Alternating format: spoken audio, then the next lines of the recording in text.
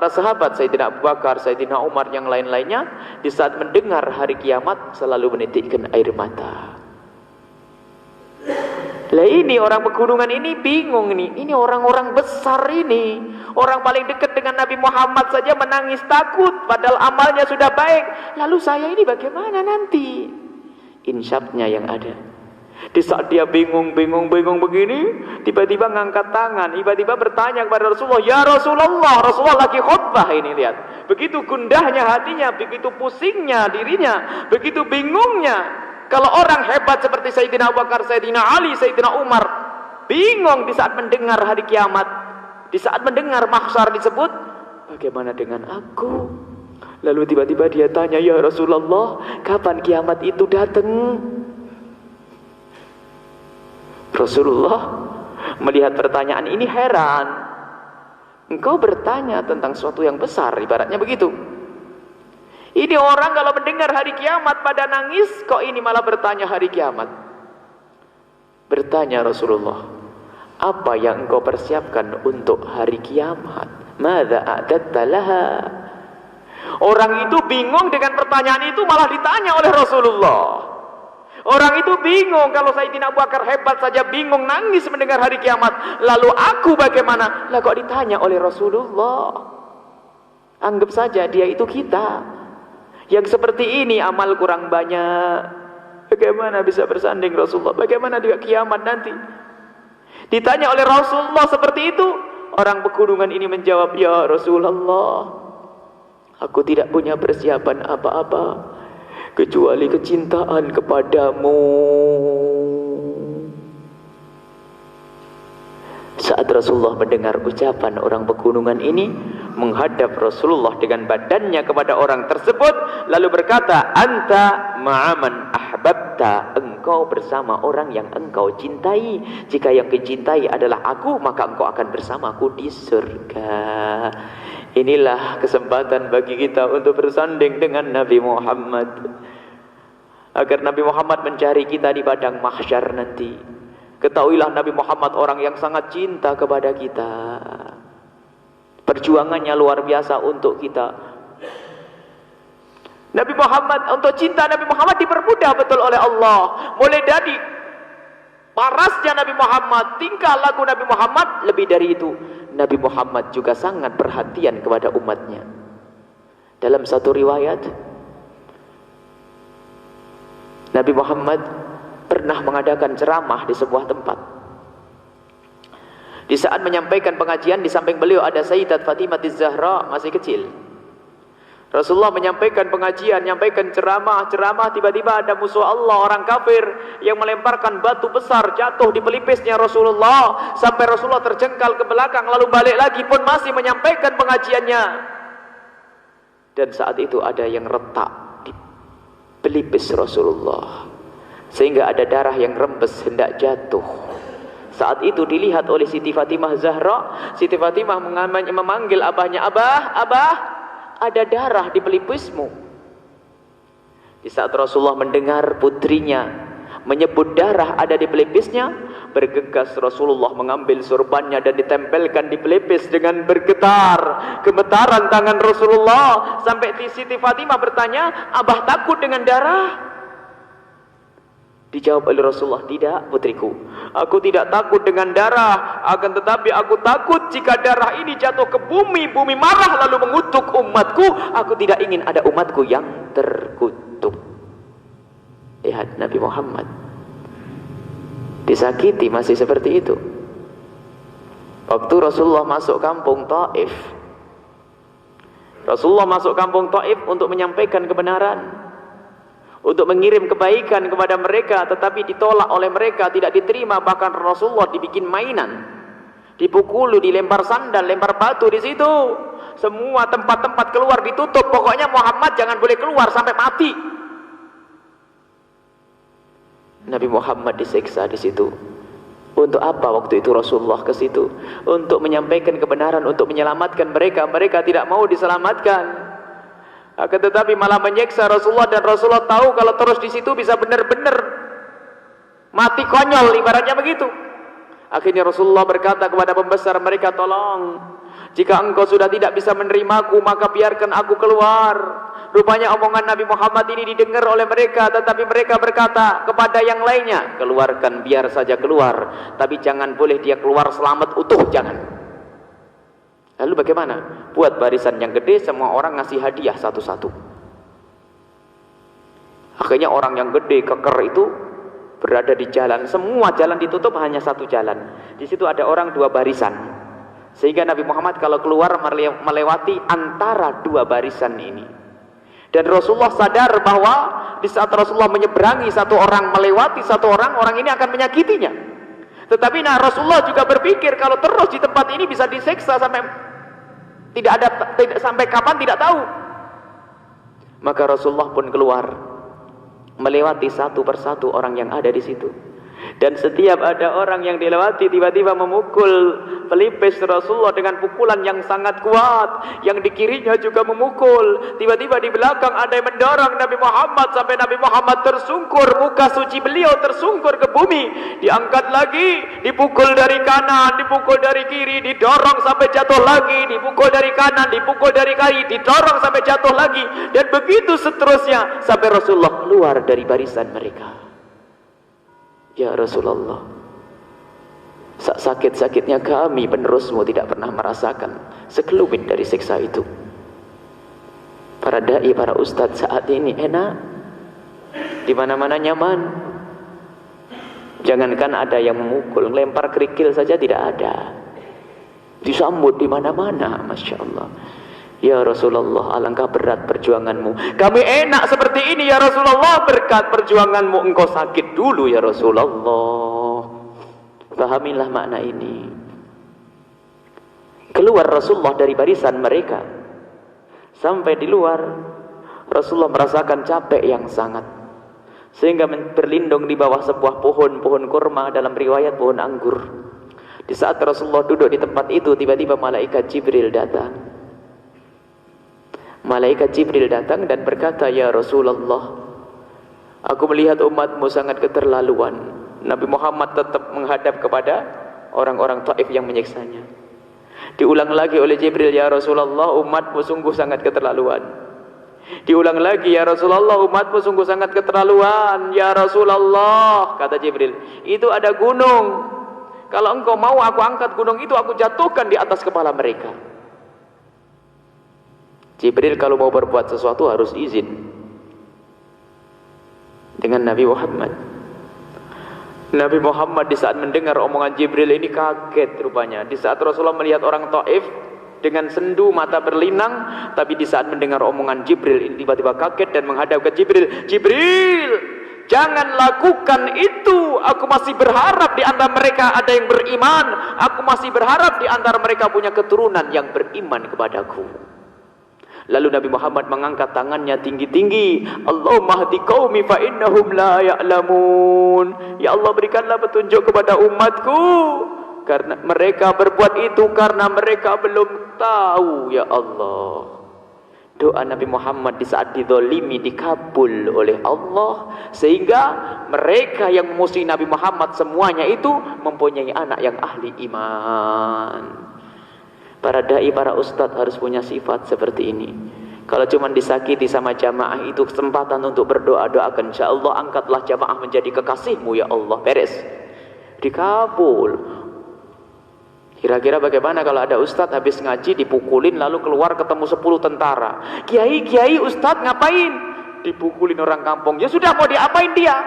Masukin penjara semuanya aja lah. Dendam, tidak, ustaz tidak boleh dendam. Ustaz tidak boleh dendam, harus semakin kasih. Justru di saat ditolib ini kesempatan untuk mohon kepada Allah, seperti Rasulullah. Dan ini sifatnya Nabi Muhammad. Nabi terdahulu masih keras. Nabi Nuh di saat umatnya pada nggak benar doanya, ya Allah hancurkan semuanya, jangan ditinggalkan satu orang pun dari mereka. Sebab kalaupun punya anak, mereka anaknya pun akan memusuhimu ya Allah. Tapi Rasulullah tidak. Itulah Kesejukan Nabi Muhammad, sayangnya Nabi Muhammad kepada kita. Tinggal kita bertanya bagaimana sayang kita. Ada sebuah riwayat di saat Nabi Muhammad hendak dicabut nyawa beliau, Israel datang dan bertanya, "Ya Rasulullah, aku dapat perintah menyabut nyawamu. Bagaimana engkau setujui atau tidak? Jika belum, aku balik. Kalau memang engkau mengizinkan, aku cabut." Rasulullah berkata, "Kalau sudah waktunya, cabutlah wahai Israel." Nah, malaikat Israel mempersiapkan pencabutan nyawa. Dicabut nyawa Rasulullah. Dan di saat hendak dicabut, tiba-tiba Rasulullah berkata, "Israel, rasa apa ini?" "Itu sakaratul maut."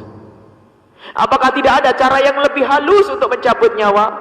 "Ya Rasulullah, aku mencabut para nabi, aku mencabut orang-orang soleh, tapi aku mencabutmu dengan cara yang halus melebihi dari kehalusan aku lakukan untuk mereka." "Ini cara yang paling halus ya Rasulullah." "Begini ini cara yang paling halus?" "Iya ya Rasulullah." Lihat kasih dan cintanya Nabi Muhammad kepada kita di saat seperti itu. Lalu ingat, engkau bagaimana jika mencabut umatku wahai Israel? "Ya mereka orang biasa, ya saya cabut saja." "Sakit?" "Tentu sakit ya Rasulullah." "Tidak, tunggu, aku akan mohon kepada Allah."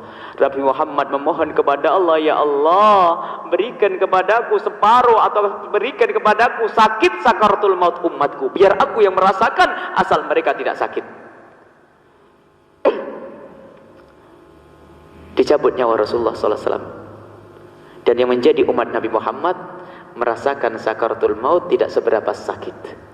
Kalau itu umat Nabi Muhammad ada rasa, tetapi tidak seberapa sakit karena sudah diambil oleh Rasulullah.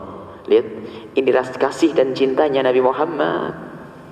Bahkan Nabi Muhammad tidak ingin satu orang pun masuk neraka dari kita.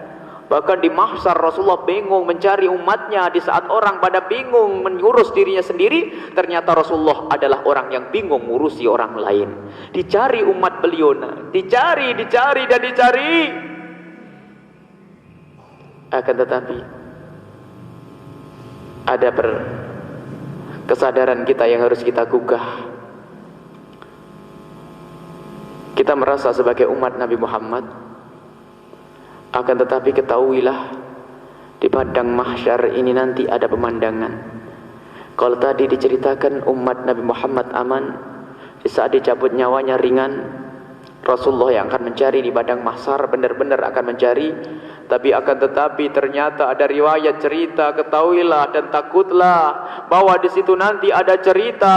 Di saat orang pada bingung gundah, ada rombongan meluncur berjalan di atas kepala manusia, wajah mereka seperti cahaya. Itu adalah Rasulullah yang diikuti oleh pecinta-pecintanya, meluncur menuju ke surga. Dan di situ ada sekelompok orang yang menjerit dan menyeru, "Ya Rasulullah, aku umatmu ya Rasulullah, aku umatmu ya Rasulullah, aku umatmu." Tiba-tiba Rasulullah sallallahu alaihi wasallam berhenti dan menoleh kepada mereka. Dan di saat menoleh kepada mereka, Rasulullah menggelengkan kepala dan berkata, "Tidak, aku tidak mengenalmu sekarang, karena engkau di dunia tidak mengenalku dengan hatimu." Mereka berhujah, "Aku melakukan semua perintahmu." Kalau lakukan bukan karena sambung hatimu, tapi urusan dunia yang kau cari, urusan selainku yang kau utamakan. Ya. Jadi nanti yang dikenali Nabi Muhammad cinta di dunia ini, itulah yang harus kita cari. Kalau memang kita diakui oleh Nabi Muhammad aman di padang mahsyar, Rasulullah yang akan mencari kita, Rasulullah yang akan meminumi air telaga Kausar ke mulut kita. Kita tidak akan haus sepanjang itu, sepanjang perjalanan menuju surga. Tetapi kalau ditolak oleh Nabi Muhammad, bagaimana ini? Itulah yang kita takutkan. Semoga kita termasuk umat Nabi Muhammad sallallahu alaihi wasallam yang sesungguhnya. Kemudian kita perlu membuat satu alat tes agar tahu kadar cinta kita seperti apa. Jangan sampai kalimat cinta ini kalimat terucap tidak dirasa oleh hati. Kita belajar cinta kepada Nabi Muhammad dari sejarah Nabi Muhammad. Iya, memang itu jalan satu-satunya. Tetapi untuk mengetes sejauh mana kecintaan kepada Nabi Muhammad, mari kita baca sejarah pecinta Rasulullah. Ada tokoh-tokoh cinta, pecinta Rasulullah, kisah cinta antara Rasulullah dengan beberapa para sahabat. Sayyidina Umar bin Khattab punya kisah cinta dengan Rasulullah. Sayyidina Abu Bakar punya kisah cinta dengan Rasulullah. Sayyidat Fatimah Az-Zahra punya kisah cinta dengan Rasulullah. Imam Ali punya kisah cinta dengan Rasulullah. Sayyidina Bilal bin Rabah punya kisah cinta dengan Rasulullah. Banyak sahabat Nabi punya kisah-kisah yang dibukukan oleh para ulama. Itu yang harus kita baca, kita pelajari. Para tabi'in juga punya kisah cinta. Tabi'in ada orang soleh yang sangat mencintai Rasulullah. Seorang wali besar, seorang soleh, sangat mencintai Rasulullah, sangat masyhur kalau dia itu mencintai Rasulullah, masyhur di dunia dan di akhirat, masyhur di bumi dan di langit, dia sangat mencintai Rasulullah. Akan tetapi dalam cerita itu, orang ini nggak mau makan buah semangka, tidak mau makan buah semangka. Lalu para orang-orang yang hadir di situ yang sering menemui dia selalu bertanya, wahai syekh, wahai kiai, kenapa engkau nggak mau makan semangka? Bukankah Rasulullah juga makan semangka? Dijawab oleh orang soleh pecinta Rasulullah ini, benar, aku tahu kalau Rasulullah makan semangka. Akan tetapi karena aku tidak tahu bagaimana cara makannya, maka aku tidak mau makan. Memang dia ingin ikuti Nabi Muhammad, luar biasa. Itu bahasa apa? Cinta. Kita naik lagi ke para tabi'in. Para tabi'in itu yang datang setelah sahabat Nabi. Banyak kisah cinta para tabi'in. Di antaranya ada para tabi'in datang kepada Imam Ali karramallahu wajhah. Para tabi'in datang kepada Imam Ali, yang mereka ini adalah orang-orang yang ingin tahu dengan Nabi Muhammad karena mereka pecinta Rasulullah. Datang kepada Imam Ali dan berkata, wahai Imam Ali, engkau adalah orang yang selalu bersama Rasulullah, sangat dekat dengan Rasulullah, sangat dicintai dan mencintai Rasulullah. Engkau tentu sangat tahu tentang Rasulullah. Tolong, kami ini rindu ingin mendengar tentang kisah Rasulullah. Ceritakan kepadaku saat ini, wahai Imam Ali. Imam Ali melihat wajah para tabi'in dengan bangga. Ini wajah-wajah pecinta Rasulullah. Dan beginilah pecinta Rasulullah seharusnya. Ingin tahu bagaimana Nabi Muhammad Sallallahu Alaihi Wasallam. Harus bertanya kita kalau memang kita pecinta Rasulullah, pengen tahu cara makannya bagaimana, tidurnya bagaimana, buang airnya bagaimana, banyak akhlaknya Nabi Muhammad. Lah ini para tabi'in yang tidak melihat Nabi Muhammad, cinta dengan Nabi Muhammad, ingin tahu cerita Nabi Muhammad, dan sempat berkata, wahai Imam Ali, engkau sungguh beruntung bisa melihat Nabi Muhammad, tapi aku tidak melihat. Sayyidina Ali menceritakan bahwa Rasulullah pernah bersabda bahwa tuba liman ra'ani fa amana bi. Beruntung orang yang melihatku lalu iman kepadaku. Tuba liman lam yarani fa amana bi. Keberuntungan di atas keberuntungan orang yang enggak melihatku kok bisa iman kepadaku. Ya ini engkau semua. Tapi aku masih ingin mendengar cerita darimu, wahai Imam Ali, tentang Rasulullah. Baik. Sebelum aku bercerita, aku bertanya, silahkan wahai Imam Ali ceritakan. Tanyakan kepadaku. Imam Ali bertanya, kamu tahu dunia ini? Oh iya tahu, luar biasa. Ada rembulan, bintang, matahari, angin, topan, segala macam, gurun, pasir, negeri-negeri. Baik, kalau begitu tolong menceritakan kepadaku tentang dunia. Baru nanti aku cerita tentang Rasulullah, gantian. Dijawab oleh para tabi'in ini sambil toleh ke kanan ke kiri menoleh temannya, gimana kita bisa cerita tentang dunia dalam waktu singkat?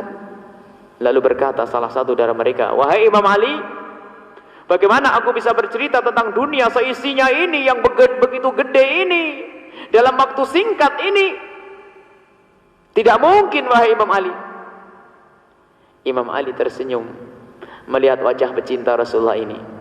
Jika engkau bercerita tentang dunia ini tidak mampu, bagaimana aku bisa bercerita tentang akhlak Rasulullah? Padahal Dunia ini jelas-jelas disebutkan oleh Allah dengan sebutan qalil, hal yang sangat sedikit. Sementara akhlak Nabi Muhammad Allah menyebutnya wa innaka la'ala khuluqin adzim. Akhlak Nabi Muhammad itu sangat agung. Yang kecil kamu tidak bisa bercerita, bagaimana yang gede aku bisa bercerita. Lihat. Ini para tabi'in yang cinta kepada Rasulullah ingin tahu, dan jawabnya adalah orang yang sangat cinta Rasulullah Sayyidina Ali. Naik kita ke para sahabat Nabi. Para sahabat Nabi SAW juga punya kisah cinta yang luar biasa indah. Banyak. Mungkin kepada Siti Fatimah Zahra kita mulai. Sayyidat Fatimah Zahra punya kisah cinta dengan ayahandanya. Di saat Rasulullah hendak meninggal dunia, Rasulullah memanggil Sayyidat Fatimah Zahra. Di depan beliau ada Sayyidat Aisyah radhiyallahu anha. Tempatnya agak berjauhan. Siti Fatimah mendekat kepada Rasulullah, lalu didekatkan ke telinga Siti Fatimah, ke bibir Rasulullah, dan saat itu Rasulullah berbisik. Dan setelah Rasulullah berbisik, tiba-tiba Siti Fatimah menangis. Setelah menangis dengan tangis yang sangat, ditarik lagi oleh Rasulullah, dibisiki dengan bisikan yang kedua kali. Dan setelah mendengar bisikan yang kedua ini, Siti Fatimah tiba-tiba tersenyum. Siti Aisyah yang melihat pemandangan ini berkata, wahai Fatimah, aku tidak pernah melihat tangis campur tawa seperti saat ini. Bisik apa ayahandamu? Rasulullah bisikin apa kepadamu? Siti Fatimah berkata, belum waktunya. Ini rahasia antara aku dengan ayahku. Nanti aku ceritakan. Meninggal Rasulullah SAW. Beberapa waktu kemudian, Siti Aisyah ingat, Zahra, ya Fatimah Zahra, kamu masih ingat tidak? Ingat apa ibu? Kamu ingat tidak waktu engkau dibisiki oleh ayahmu Rasulullah? Ya aku ingat, tolong ceritakan kalau bisa. Siti Fatimah memulai cerita, wahai Sayyidat Aisyah, wahai ibu, ketahuilah, di saat ayahku membisikkan di telingaku dalam bisikan yang pertama, ayahku berkata, wahai Fatimah, sebentar lagi aku akan kembali kepada Allah. Aku mendengar ucapan ayahandaku Rasulullah, aku menangis. Aku tidak bisa menahan karena aku sadar bahwasanya saat ini aku akan berpisah. Perpisahan tidak terlalu aku takutkan, akan tapi apakah aku bakal ketemu lagi atau tidak? Yang dipikir apakah bisa ketemu lagi atau tidak. Kemudian Siti Fatimah bercerita lagi. Dan akhirnya ayahku menarikku dan membisikkan dengan bisikan yang kedua. Di saat membisikkan di bisikan yang kedua itu, ayahku membisikkan, wahai Fatimah, ketahuilah, aku akan mati tidak lama lagi, akan tetapi engkau adalah orang pertama yang akan menyusulku dari ahli baitku, dan engkau yang akan menyusulku dengan cepat bersamaku di surga nanti. Aku mendengar omongan ayahandaku bergembira. Artinya perpisahan ini sementara, akan ketemu lagi. Inilah cinta, ingin bersama Rasulullah, bersanding dengan Nabi Muhammad. Dan masih banyak sahabat Nabi punya kisah cinta.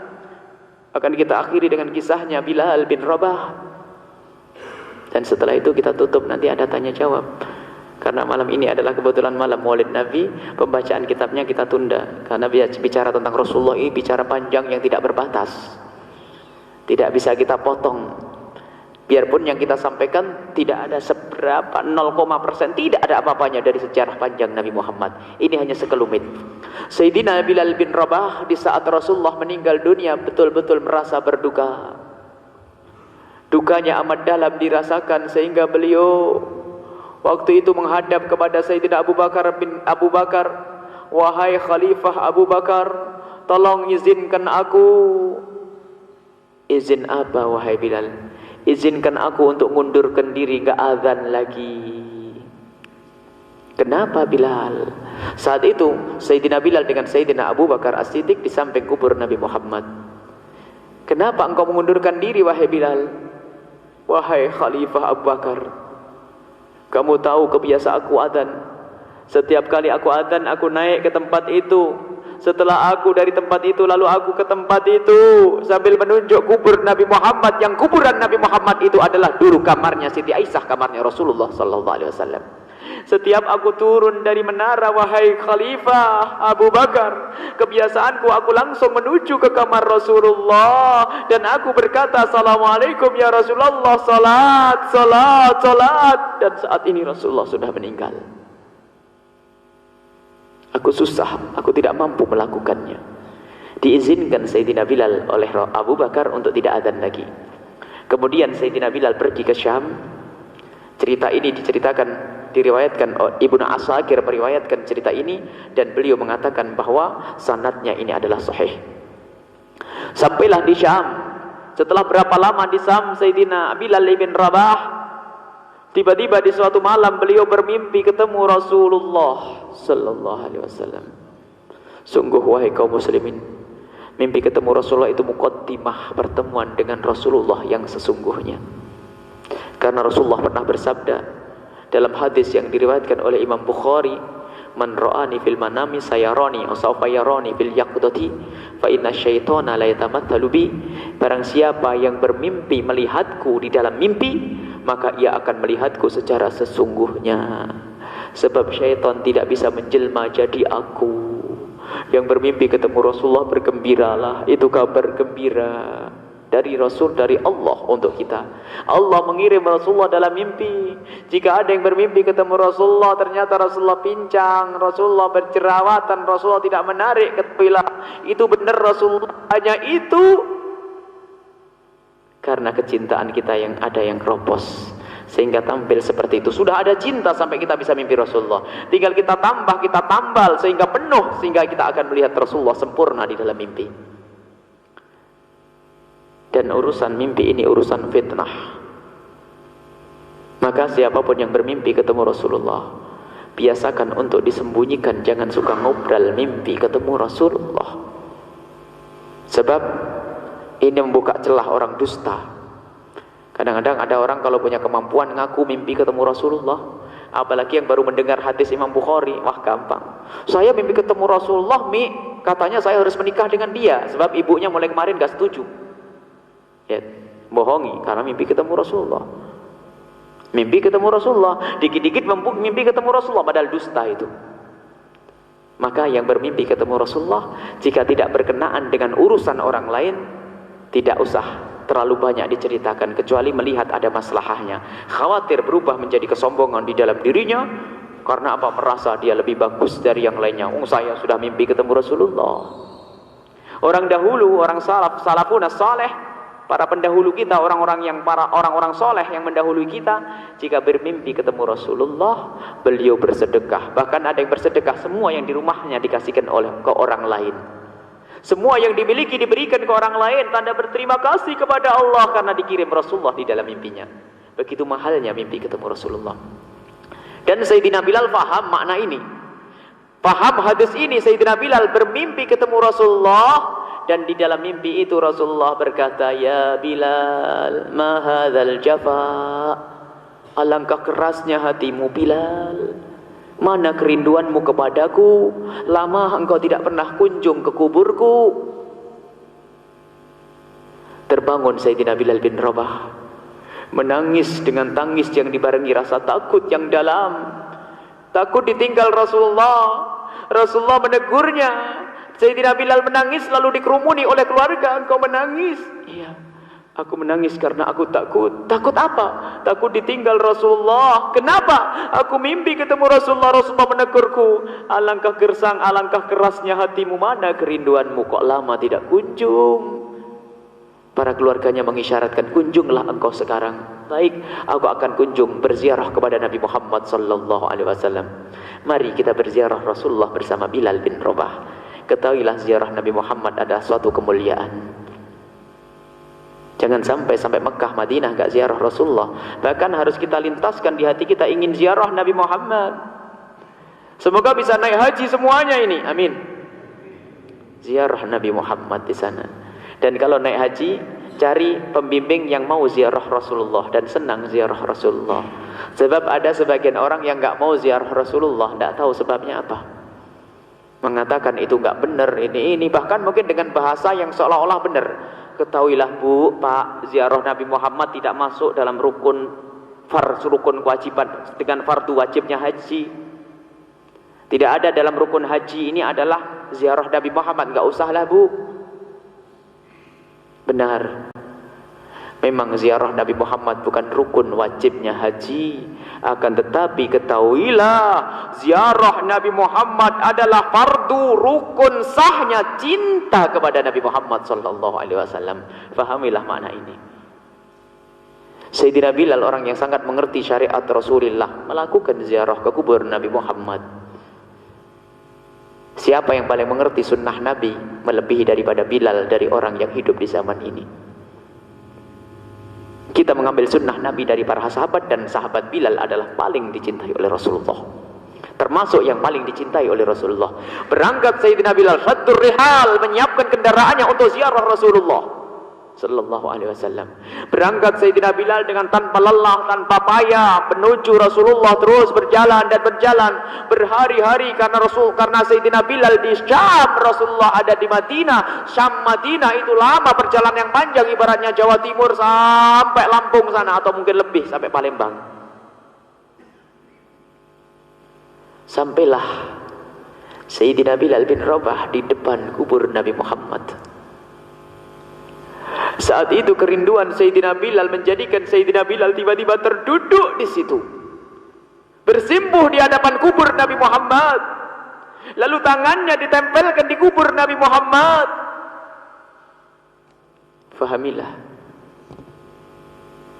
para ulama mengatakan tidak boleh kita mengusap kubur Nabi Muhammad seperti yang disebutkan Imam Nawawi. Akan tetapi itu tidak sampai menjadikan seseorang syirik. Hanya keluar dari tata krama saja. Tata kramanya berziarah adalah antara kita dengan kubur 3 dhira', agak jauh lah. Akan tapi jika ada orang sampai menempelkan tangannya seperti yang dilakukan Bilal, yang menjadikan Bilal berbuat seperti itu adalah karena kerinduannya. Sebab yang lainnya Sayyidina Abu Bakar tidak melakukan karena saat itu adalah dalam keadaan biasa, rindu kepada Rasulullah dan ziarah yang wajar. Tetapi Sayyidina Bilal dikuasai oleh kerinduannya sehingga melakukan hal yang semacam itu. Artinya, jangan sampai kita keras selalu mengatakan yang melakukan seperti itu adalah syirik atau bid'ah dan sebagainya, karena ini dalam irama kerinduan saja. Rindu yang sangat menjadikan ia terduduk menghadap ke kubur Nabi Muhammad SAW dan meletakkan tangannya di kubur.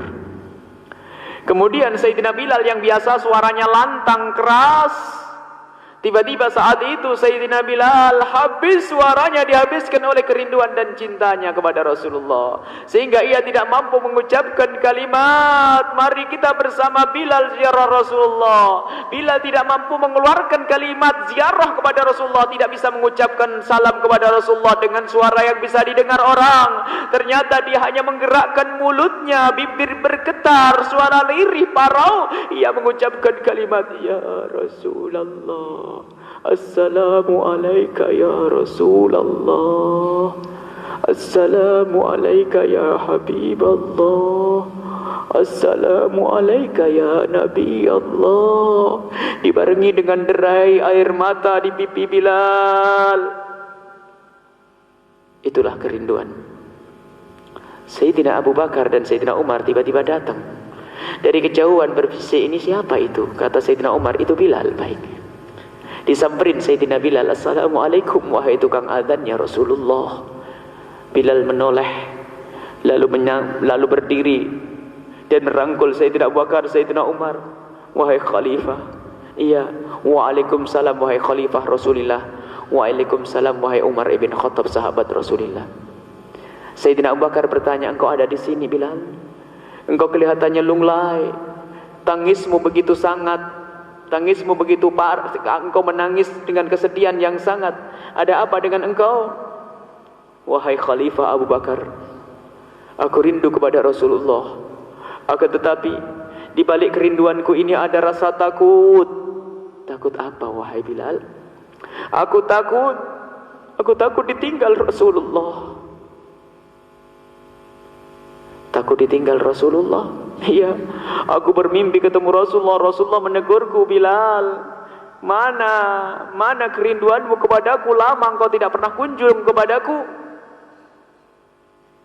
Sayyidina Abu Bakar As-Siddiq seketika itu juga menjawab Bilal, air mata yang menangis yang mengucurkan air mata kerinduan kepada Rasulullah tidak akan ditinggal oleh Rasulullah, dan engkau orangnya, orang yang tidak akan ditinggal oleh Rasulullah. Terhibur Sayyidina Bilal bin Rabah, reda rasa takutnya. Kemudian Sayyidina Abu Bakar bin As-Siddiq dan Sayyidina Umar berkata, wahai Bilal bin Rabah, mumpung kamu di Madinah, bagaimana jika engkau azan? Azan? Iya, engkau azan lagi di sini. Kami semua sudah tak kangen, rindu mendengar suaramu. Di saat Sayyidina Abu Bakar meminta Sayyidina Bilal untuk azan lagi, mata Bilal bukan ke Sayyidina Abu Bakar, bukan kepada Sayyidina Umar.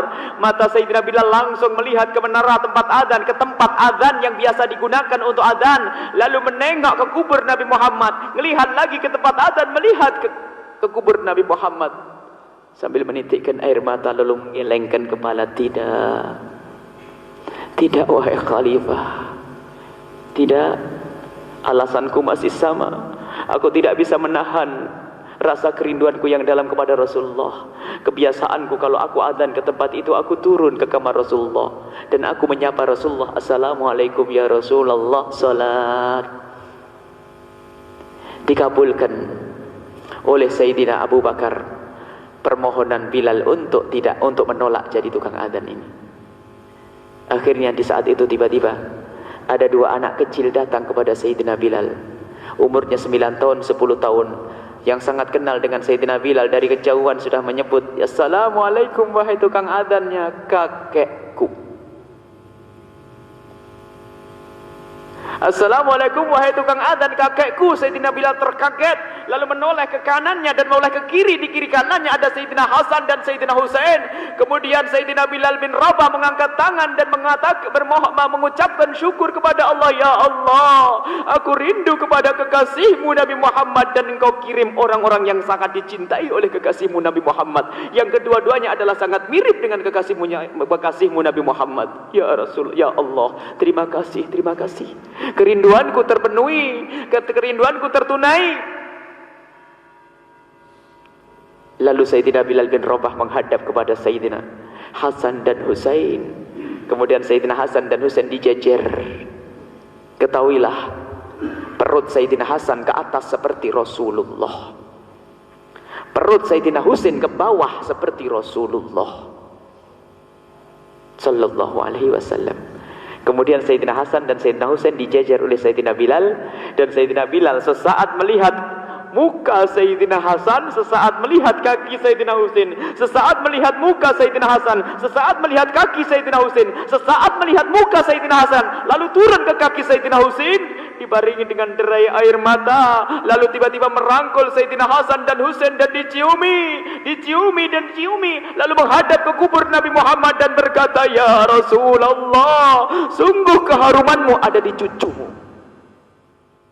Lihat, semuanya disambungkan ke Rasulullah, dirasakan bersama Rasulullah. Muka Sayyidina Husain dilihat karena mirip Rasulullah, Sayyidina Hasan. Kaki Sayyidina Husain dilihat karena mirip Rasulullah. Di saat mencium Sayyidina Hasan dan Husain, yang diingat adalah di saat mencium kulitnya Rasulullah. Itulah bahasa cinta. Dan setelah itu Sayyidina Hasan dan Husain meminta kepada Bilal, wahai Bilal, mumpung kamu di sini, bagaimana kalau kamu adzan? Kami semua sudah kangen dengan suaramu, wahai Bilal. Sayyidina Bilal diminta oleh Sayyidina Hasan dan Husain bingung, lalu menoleh kepada Sayyidina Abu Bakar yang ada di sampingnya, menoleh kepada Sayyidina Umar, dan saat itu Sayyidina Umar bin Khattab dan Sayyidina Abu Bakar menganggukkan kepala, tanda mengiyakan. Dan setelah itu Sayyidina Bilal bin Rabah menghadap kepada Sayyidina Hasan dan Husain, lalu berkata, wahai Hasan, Husain, sebelum engkau meminta, Sayyidina Abu Bakar dan Umar sudah meminta kepadaku untuk azan dan aku tolak. Akan tetapi sekarang yang meminta adalah engkau. Aku tidak bisa menolak permintaanmu, karena aku takut jika aku menolak permintaanmu sekarang, nanti kakekmu Rasulullah tidak mau menerimaku jadi tukang azan lagi di surga nanti. Okay? Dihubungkan lagi dengan Rasulullah. Lihat pemandangan Sayyidina Hasan, Sayyidina Husain, Sayyidina Abu Bakar, Sayyidina Umar melihat Sayyidina Hasan dan Husain dengan penuh kasih sayang.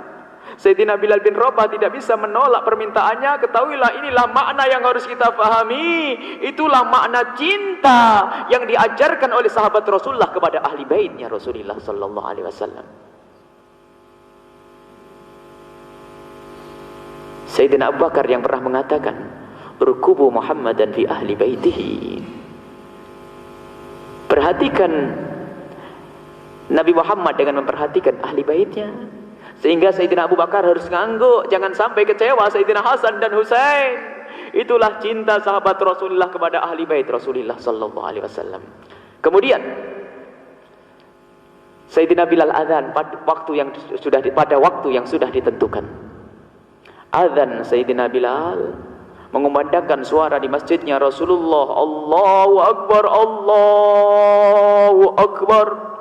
Suara Sayyidina Bilal terdengar oleh orang yang berada di dalam masjid, dan seketika itu yang berada di dalam masjid menangis tanpa disadari oleh mereka. Mendengar suara Bilal langsung menangis karena mereka sadar bahwa suara yang didengar ini adalah suara yang pernah didengar beberapa waktu yang lalu, dan di situ ada Rasulullah. Sayyidina Bilal melanjutkan adhannya lagi, Allahu Akbar, Allahu Akbar. Suaranya terdengar dari luar. Ibu-ibu yang tidak ke masjid, yang di rumah sana, mendengar suaranya Bilal lalu keluar. Pada keluar menuju masjid Rasulullah dan berkata, apakah Rasulullah dibangkitkan lagi? Apakah Rasulullah hidup lagi? Karena yang mereka rasakan beberapa waktu yang lalu, jika ada suara itu di sana ada Rasulullah. Dan suara itu lama hilang, lalu muncul lagi. Apakah Rasulullah dibangkitkan lagi? Kerinduannya kepada Nabi Muhammad, nostalgianya kepada Nabi Muhammad.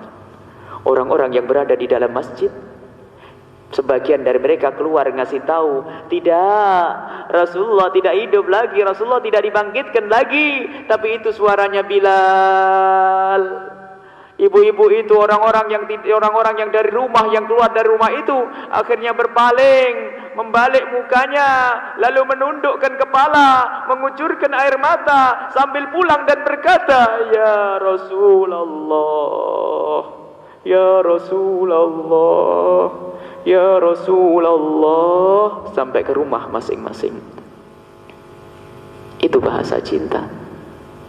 Dan Sayyidina Bilal pun harus melanjutkan azannya. Sampailah kepada asyhadu an la ilaha illallah, asyhadu an la ilaha illallah. Dilanjutkan asyhadu anna Muhammadar. Di saat sampai kepada kalimat Muhammad, nama Rasulullah disebut, suara Bilal hilang, parau. Lalu Sayyidina Bilal turun dan berkata kepada yang di bawahnya, lanjutkan adzan, lanjutkan adzan. Dan yang di bawah pun tidak bisa melanjutkan karena semua pada menangis rindu kepada Nabi Muhammad sallallahu alaihi wasallam. Inilah barometer ini untuk ngetes cinta kita. Kita bagaimana dengan Rasulullah? Pernahkah kita bergetar di saat disebut nama Nabi Muhammad? Pernahkah air mata ini mengucur, menitikkan air mata tanda rindu kepada Nabi Muhammad? Allahumma salli alaihi wa ala alihi washabbihi. Inilah hadirin yang dimuliakan Allah, hadirat yang dimuliakan Allah. Semoga malam ini adalah malam permulaan atau pengukuhan makna kecintaan kepada Rasulullah, sehingga kita di rumah akan senantiasa memadu kasih dan cinta dengan Rasulullah. Semoga air mata ini bisa mudah mengucur di saat disebut Nabi Muhammad. Semoga hati ini bisa bergetar di saat disebut Nabi Muhammad. Itulah alamat yang bakal dikenali Nabi Muhammad di akhirat, sehingga beliau sangat mudah mencari kita karena ada cinta di hati kita. Ini saja, insya Allah. Jika ada waktu, ini kita lanjutkan dengan beberapa pertanyaan untuk mengistiqomahkan kebiasaan kita. Kalaupun tidak ada waktu, mungkin bisa ditutup juga, tidak ada apa. Ini jamnya cocok insya Allah. 10. Sudah malam. Baik, masih ada pertanyaan atau bagaimana? Mangga silakan. Allahumma salli ala Sayyidina Muhammad wa ala ali Sayyidina Muhammad. Ya Allah, ya Allah, kami yang hadir di tempat ini adalah hamba-hambamu yang banyak dosa, hamba-hambamu yang banyak salah. Ya Allah, kami sering mendengar kebenaran tetapi kami tidak mengikutinya. Kami sering mendengar larangan tapi sering kami langgar. Ya Allah, ampunilah dosa-dosa kami berkat kekasih-Mu Nabi Muhammad. Ya Allah, bersihkan hati kami dari dengki, sombong, riya. Ya Allah, berkat kekasih-Mu Nabi Muhammad. Ya Allah, mata kami yang tidak pernah melihat kekasih-Mu Nabi Muhammad di dunia ini, jangan sampai di akhirat kami tidak bisa melihat kekasih-Mu Nabi Muhammad. Kami yang tidak pernah bersanding dengan kekasih-Mu Nabi Muhammad di dunia ini, jangan sampai di akhirat kami tidak bisa bersanding dengan kekasih-Mu Nabi Muhammad. Kami di dunia ini tidak pernah bertemu dengan kekasih-Mu Nabi Muhammad ini, jangan sampai di akhirat nanti kami tidak bisa bertemu dengan kekasih-Mu Nabi Muhammad. Ya Allah, satukan kami dengan kekasih-Mu Nabi Muhammad di surga berkat kekasih-Mu Nabi Muhammad. Ya Allah, jauhkan kami semua dari fitnah di dalam akidah, fitnah di dalam agama kami. Ya Allah, berkat kekasih-Mu Nabi Muhammad. Ya Allah, jadikanlah kami ini orang-orang yang sangat mencintai Rasulullah berkat kekasih-Mu Nabi Muhammad. Ya Allah, jadikanlah kami orang yang sangat mencintai sahabat Rasulullah berkat kekasih-Mu Nabi Muhammad. Ya Allah, jadikanlah kami orang-orang yang mencintai ahli bait Rasulullah berkat kekasih-Mu Nabi Muhammad. Ya Allah, jauhkan kami, anak-anak kami dari segala kemaksiatan. Ya Allah, berkat kekasih-Mu Nabi Muhammad. Ya Allah, berikan kepada anak-anak kami kecintaan kepada Rasul. Ya Allah, jadikan mereka benci, ya Allah, benci dengan zina, dan jadikan mereka rindu kepada ketaatan, dan berikan kepada mereka yang halal berkat kekasih-Mu Nabi Muhammad. Ya Allah, sungguh kami mencintai mereka, jangan biarkan mereka terus terjerumus berzinakan. Ya Allah, jauhkan anak-anak kami, keluarga kami, masyarakat kami dari durhaka kepada orang tua, dari mabuk-mabukan berkat kekasih-Mu Nabi Muhammad. Ya Allah, jika ada di antara mereka ada yang hasanah wa bil akhirati hasanah wa qina adzabannar. Wa sallallahu ala sayyidina Muhammadin wa ala alihi wa sahbihi wa sallam. Walhamdulillahi rabbil alamin. Al-Fatihah. Mohon maaf dan mohon doa selalu. Wabillahi taufiq wal hidayah. Wassalamualaikum warahmatullahi wabarakatuh.